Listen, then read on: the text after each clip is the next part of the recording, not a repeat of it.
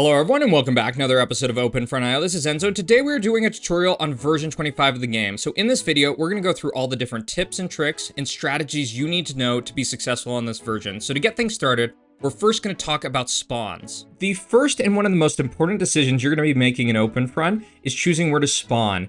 And what I would say is the rest of this tutorial probably isn't useful if you don't choose a good spawn. So the first thing that we're going to want to think about with choosing spawn is terrain. As you can see, that OpenFront has three different types of terrain. It has plains, it has highlands, and it has mountains. Each of these terrains has different troop loss modifiers and speed differences in terms of how quickly you push and how many troops you're losing. So plains, it's the fastest, it's generally where most people spawn. Highlands is a little slower, and mountains is the slowest, though it's also the most defensible position. So when you're looking at the map, oftentimes you're going to want to prefer choosing spawns that are in green areas that have a little bit quicker expansion prospects. But there's actually a lot of other factors you're going to want to consider when choosing a spawn. The first of which is pocket. So if you look around in these different areas, you can see that there's some different spaces where there's bigger pockets. And what this is going to do, if you choose a spawn right here, for example, is that it is going to allow you to have a broader area of expansion in the early stages as compared to spawning in a cluster of little bots right here. Besides that, the other things you're going to want to think about is just overall positions and map dynamics. So if we take just the UK, for example, let's just think of England and Scotland.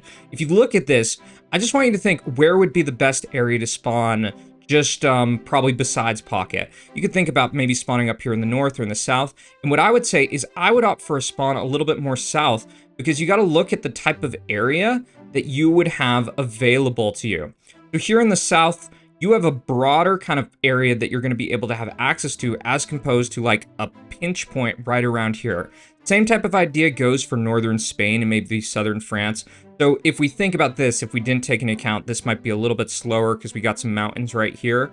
If you spawn in an area that's like this, you're going to have a little bit more space to potentially expand. We could even think a little bit more to the north. So choosing some of these kind of corners, like right next to the map, you're just going to have less surface area to expand. The other dynamic I would say that is a little bit more of a multiplayer thing, though I think most of us are playing multiplayer, is really consider proximity to other players. That if you can get a spawn that maybe it's a little bit more highland, but you have a lot more area to expand, maybe down here in the Middle East. Not really sure about all the Europe metas just because I often go for Iceland on this map. You are going to have a big advantage. So remember, you're going to think about pocket, you're going to think about terrain, you're going to think about proximity to other players, and the one other thing I would say that you need to do is I would also consider NPC hotspots. Sometimes if you spawn next to a lot of NPCs, though it's kind of debatable and a lot has changed on version 25 of the game, you can oftentimes get an advantage by taking out some of their infrastructure in the early and the mid game. There's complications with that, so that's the type of thing you want to think about with map dynamics. So now that we've talked a little bit about choosing a spawn, we're now going to talk about the early game, troop management, and strategies for getting a successful start. So generally speaking, my opening strategy, I typically use 30-20% at the start, and I just space out my attacks for these initial pockets. A couple of seconds in between. That's generally what I do. It's not that big a deal. And now you're going to want to start sitting up and waiting for this early stage of the game. And this is probably the most important part of the tutorial, which is troop management. So if you look at your control panel in the bottom left, you should probably already know that your attack ratio, it controls what percentage of troops you're sending out. You can see your gold growth rate, which is just static. Basically, it's going to be the same based on your population. And you have your troops right here. So in OpenFront IO, you can see my current troops are at 16.6k. I have a 37k cap, and this number right here is my growth rate. So generally speaking, whenever this number goes yellow, that means my growth is decreasing. And how you gain troops in OpenFront is you gain them based on a growth curve. So at 41% of your overall population, you have your peak growth. I'll actually put up a screenshot right now if you're just interested in that. And when you're kind of clearing at the start and expanding, you're going to want to try to keep your growth as close to the peak as possible. So for me, my general rule of thumb is I like to get around 50% of my cap I know that's a little bit on the downside of the growth curve, and there are definitely good arguments to start pushing sooner, but that's when I like to start attacking some of these other NPCs around me. So to give you an idea, if you're a complete beginner to the game, there's actually some different types of NPCs in OpenFrontIO. You can see right here, there's lots of these different type of random names: Napoleonic Regime, Pashtun Tribe, Samoan Empire. Then we have nations like Belarus. If you want to know the difference between a nation and a NPC, you can see that this nation, Belarus, one, they can offer alliances. And you can see this by looking in the top right when you hover over another type of NPC. So you can see the Dacian Confederation. They're just a bot. And in multiplayer games, you can use this to differentiate the NPCs from players. So at the start, you definitely want to go for the bots right here. Bots are weaker. They're what you want to take first. You want to generally go for bots, oftentimes nations, and then there can be debates if you go for players first, especially if they're weaker. You're going to want to start clearing and trying to do this in the most efficient way possible. And the most key principle to having success at the start is annexations. So I think most people probably know with OpenFrontIO, if you surround another bot or player, you can take all of their land without having to attack them. So generally when I'm playing, I try to look around optically and think about what are the shortest distances I have to annex another nation. So for example, right here, Napoleonic Regime, they were pretty close to me, so I'm just gonna go around and surround here. What you're gonna see is when I finally get this point, I can just click on them and they disappear.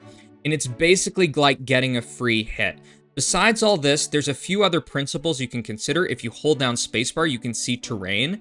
And if you're in an area that maybe it has more mountains, you could think about, oh, I'm gonna go try to clear some of these areas where I can push faster because the plains is definitely faster.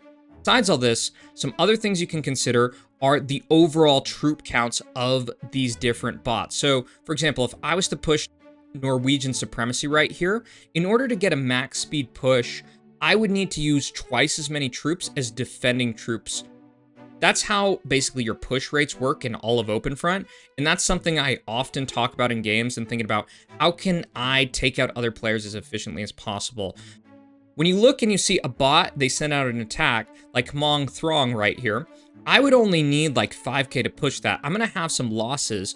That's one way you can get even more efficient in these type of opening stages. You can look for opportunities to annex. You can use these type of timings, like this could be a time to go for Norwegian supremacy, but I can also consider that I'm trying to annex them.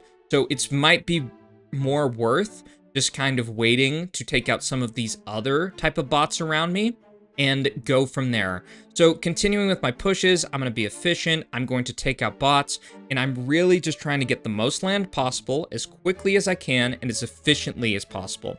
Another principle you can consider is thinking about your effective borders with nations when you're pushing them with your annexation plays. So for example, even though Mamluk Matriarchy has like kind of a vibe with looking about annexing, say, the Montenegrin canton, this push will be a lot slower. It means I'm going to have more troops out for longer, so it might not be the best decision, but I can kind of weigh that with the pros and cons of going for these annexation plays. So with all this, while you're expanding in this early game, you're also going to want to start thinking about getting up infrastructure. The first thing I would put down in terms of kind of your economy is a port. You can often go city first, like cities are totally fine, like I'll get up a city right here, but ports are really what is going to fund your economy throughout the game. So if you don't know, ports, they send out trade ships. So we can see if any other nation has a port. So Poland over here, they have a port. So pretty soon, we're going to start seeing trade ships going out from my port to Poland's port, and that's going to generate us both levels of gold income, which is going to be really important to getting growth. So you already see one trade ship coming out here. You can see that Finland over here, they've got a trade ship right here. So that's what you're going to want to do at the start. Now, if you're wondering about the pros and cons of, say, ports and factories, which I think a lot of people are wondering about, I would say that factories at this point in time, I would only use them if you're landlocked. So ports scaling cost, which you can see right here, it costs 500k. It scales with factories. So if you put up a factory it's going to count for your scaling from 125k to 250 to 500k and then all the way up to a mil. So I would not recommend this, but this is just kind of an example. So we put up a factory right here, and how this works is it links up ports and cities. In factories, they send out trains and they generate income. And generally speaking, if you're going to use them, you're not necessarily going to want to focus on internal trade. You're going to want to try to focus on trade with other partners, because I'll put up a screenshot really quick that just shows the different types of trade income you get from trading with an ally or just trading with a neighbor. And it's 5 times as much of trading with an ally. So if you are landlocked and you don't have any other options, I would recommend maybe you put a factory or two close to the borders, especially if you don't have good options for getting out to the sea. Besides all this, as you're going at the start, you're going to want to put down your cities as quickly as possible. In terms of placement, how I would think about city placement is I would not be stacking cities. In general, I don't think stacks are really a good idea. So if you don't know, you put out 2 buildings in on top of each other. It can be a port, it can be a factory, not defense posts, but most stuff. It does an upgrade. So let's go find a city right here. And you can see that I get a level 2 city.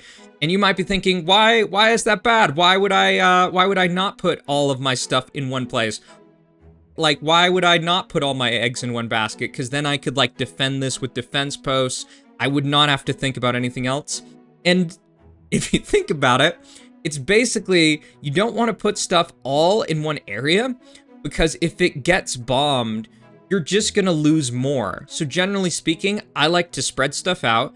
If I have some mountains or something like that, if we look on other parts of the map, most of these nations are too small to really think about that. Like with Algeria, if I was them, I'd probably put cities on the edge of the map, kind of further away, make it so if someone bombs me, they're gonna be taking out less area. And I'd spread it out so I'm not risking people taking out all of my infrastructure really, really easily. So as we're kind of playing, we're taking out all these bots. You can see that I can play positionally and corner off bots. There actually are some cons to this in terms of how fast you're going, because if you play completely positionally and you don't annex, you might be going slower than some of these other nations or players that are annexing, and they can get power spikes and push you, which is why in the game, you're going to want to start thinking about offering alliances. So if you don't know, you can offer an alliance by clicking on a nation, clicking on this green handshake bar right here. You can see that this Russian nation, if you ever attack another nation like Ukraine right here, it looks like they attacked me, you get this type of embargo things, which means you can't trade with them.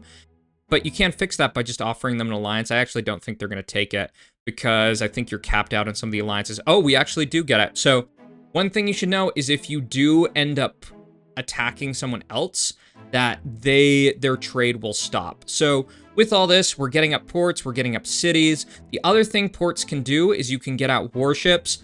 I kind of joke in some games that the solution is always warship, but also I sometimes have mentioned too that really warships aren't what wins games. What your win condition is, unless like you're infestation maxing, of course, is that you need to get to 80% of the map, as you can see in the top left corner. And really, if you're sending out warships, you might not be getting as much benefit from doing stuff like cities and other stuff like that. But oftentimes, if you start off in an area like over here, kind of around this channel, or maybe around here in Norway, sometimes you can get out trade ship or warships, and they can start pirating some trade. So I often like getting out maybe 1, maybe 2, just because that can give me a little bit of an advantage in the early game. But I would say that's very situational, and it can oftentimes slow down your growth with your other type of infrastructure. So as the game progresses, you're clearing all your bots, other nations are getting stronger, they're building infrastructure too. You've ideally made some allies with some people who maybe they look like they're gonna be a little bit more of a problem, and you're gonna wanna start thinking about kind of next steps with the mid game. So just to give you some context with some of these menus, because I think that's pretty important. In the top left, you can actually filter stuff based on gold. This is sometimes a good idea if you're worried about other people bombing you, which we'll talk about in a second, with their different types of resources. You can also filter by troops, but most people don't do that. In the bottom left, you also have some filter ability with menus that you can turn off attacks, which I would never say do. You can turn off, I actually can't remember what this one is. I think that's donations. You can turn off alliance stuff, and you can use that to type of filter out different types of things. You can also hide this. One type of bug that's in the game is if you ever scroll up, sometimes this menu gets broken. So what I would say is hide it and then unhide it. And besides all this, there's a few other things we can say with menus. If you go to the information tab over another nation or just yourself, you can see alliance expiration timer, which is important. You can see alliances. Ultimus Rex sometimes uses this. And the other stuff is kind of just miscellaneous types of things. Besides all this, talking about a few different features of the game, Betrayal is going to be one of the key things that we need to talk about. So you can betray by going on this double dagger right here. And what this does is that it gives you a defense debuff, and it makes it so other nations and players, they can push you faster. You can see that I get a 50% defense debuff, and I also have this effect that I get pushed 20% faster, which is really the key thing. And I often kind of joke that in OpenFront IO, the one rule is to never betray, which isn't totally true, but it is something to think about, that oftentimes if you betray while there's other nations who are really strong around you, you can get absolutely messed up with that. With these type of menus in these early games, you're going to want to be managing alliances. You're going to want to be thinking about targets and pushes. In terms of your push level and how you think about that, remember to keep in mind the max attack speed. Generally speaking, bigger pushes are better. Basically, like bigger attack ratios, because you can move quicker, but you don't necessarily need to go above the 2-for-1 ratio. So Norway right here, in order to get a max speed push, we'd only need 100k. Granted, we have troop losses, so we probably want to do more with just taking these land. Besides all this, we can probably talk about some different types of infrastructure. For me, it's not going to be as useful at this point because defense posts, I'm already really strong at this game, so I don't really need to be defending. But how defense posts work is that they create this type of reinforced border here, that this is going to make it that so that the push is 5 times as slow and that other nations take 5 times casualties. So typically, I push to put down defense posts. Maybe if I'm a small nation, I'm worried about someone else invading me, I like to put them on mountains. So if we look over here at Belgium, which is hanging out in Spain and France, if I was worried about Portugal pushing me, which is a definite possibility, I'd put a defense post right here, I put one right here, and it's a good way to basically slow down attacks. Granted, Portugal could do something like sending in a boat around here to skirt the defense post. That's a good thing too. With those type of ideas of going around other nations, you do got to watch out for warships, because if you send a boat anywhere close to a warship, other warships will shoot that down no matter what. So moving on to other kind of infrastructure in the game, we know about defense posts, cities, factories, and ports. The next thing we're going to talk about is SAMs. So SAM launchers is something that I often use in games because I really like going for survivability. So let's just put one down right here. It's this little type of square. It takes a long time to build. Now SAMs work is they have a small radius where they protect against atom bombs and hydrogen bombs, and also MIRVs to a degree. They only have a 50% success rate with MIRVs. Hydrogen bombs, if they're within the range of the SAM, it's 80%. For atom bombs, they shoot down 100% of them. So typically with SAMs in games on version 25, you're going to want to put them around a lot of your infrastructure. So let's say we take out another nation, like we look at Belarus right here, and they've done some kind of bad things of putting all their eggs in one basket. They haven't spread out their buildings. We might want to protect some of this stuff. This probably isn't the best example. Like if I was to think of an area to SAM, I would say look at the Netherlands stuff. This is a definite area to SAM. Specifically, if your primary risk is from bombing from other players. Generally, if you're a smaller nation, you're going to want to focus more on things like cities, defense posts, because you got to consider your risks. If Russia was like a actual human in the game and they were putting up SAMs, it would make no sense, because if you look at map dynamics, their main risk is that they get land invaded, and not that everything they have gets destroyed, it's that it gets stolen. So that's kind of one of the things you want to think about with SAMs. My kind of gameplay style, I tend to over-SAM. If you watch some of Ultimus's games, I actually see him do what I feel like is too little, but there's all types of pros and cons with this, because I think one of the key things on these type of more modern open front versions is that oftentimes offense is the best defense. So getting up missile silos, this is the other building that we got in the game before we talk about bombs. These get up a little bit quicker. You can actually stack them. Getting up double missile silos can be a good strategy if you are going to take out SAMs with like a double hit. And missile silos, they're generally something I use more in the mid game if I'm thinking about reducing someone's relative power to me.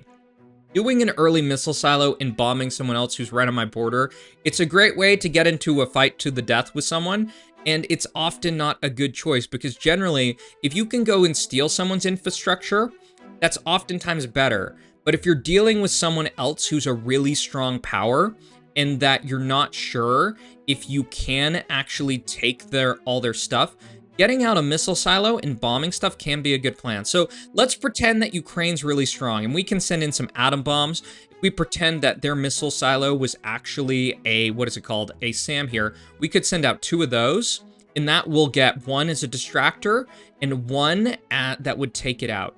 There's some other strategies that you can use too that I call shock and awe. For example, I go put up missile silos on the border. I go send people like hearts. Then what I do is I launch in a hydro, which we'll show you in just a second, which will absolutely devastate small nations' population, and then we take it. So I could pretend with Norway, hey, we're friends. I go put up missile silo on the border, go shock and awe. They don't have much time to respond. That clips out all of their troops, and I go and take them out. So hydros are more of a mid-game weapon. It's really when you're trying to take someone down who's strong. And I would say that hydras are a really good way, especially if you're the crown or if you're a smaller player on a smaller map, for basically harming other individual players. Besides all this, we do have the MIRV, which is the ultimate doomsday weapon, but there's a lot of different kind of caveats with that. You can see right here, where is the MIRV? It costs 35 million gold. It used to cost 25 mil in the past. And MIRVs are a tool that have changed a lot in OpenFront. In the past, MIRVs used to be this like super weapon that would completely wreck everything from another player. But now they're more of like this population damage thing that I would recommend using MIRVs only if you have the opportunity to push people, generally speaking, because they kind of like Swiss cheese your base. I think in this game, I'm not going to get up a MIRV, so maybe I'll show you some footage of that. They just probably aren't as worth as hydrogen bombs, especially on smaller maps like this one. So that's kind of how I think about MIRVs with that. And as you get to endgame, you're going to want to think about managing alliances. Something else you can do too with different players is you can turn on and off trade. Something I think I forgot to mention because none of these players, actually, we're going to do this really quick. So we're going to ally Ukraine right here while there's a bomb in the air. And we can get them to break alliances. That's kind of a funny thing you can do. You should also know that if you break alliances with someone who's a traitor, that you do not get traitor debuff. So that's something you consider. So if we re-allied Ukraine, then we betrayed them again, we could actually just push them without getting the traitor debuff. So let's just see if there is any other nation we can take out so we can show you the MIRV really quick. I don't think it is as worth as some of this other stuff. So we take out Greece. This is kind of how you win the games and such like that. Let me know if you have any specific questions about this update and anything else you'd really want to know with it. So we've got 34 mil. We can show you what the Swiss cheese MIRV looks like, even though it's probably not going to be worth it. Let's just put this in right here with this menu. One quick tip with MIRVs, if you have your missile silo closer to the top of the map, they generally land a lot quicker, so it can be a good strategy. One other thing I can say too, that'll probably help you out, if you're curious about how pushes and counter pushes work, you look in the bottom left of Italy pushing me. If you ever push back on someone who's attacking you, it just trades out 1 for 1.